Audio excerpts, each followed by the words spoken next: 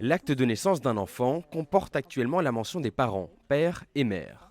Nicole Belloubet, la ministre de la Justice, souhaite que ce texte évolue et contienne 2 fois la mention mère, lorsqu'un enfant est issu d'une procréation médicalement assistée pour un couple de femmes. La filiation à 2 mères existe déjà sous d'autres types de parentalité.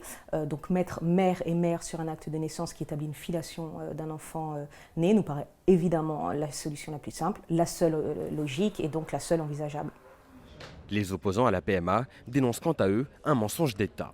En droit, il est établi que c'est la femme qui accouche qui est la mère. C'est un principe juridique fondateur, extrêmement important.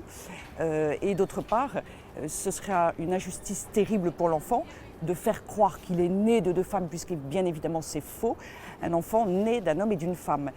Ça veut dire qu'on inscrit un mensonge sur son acte de naissance.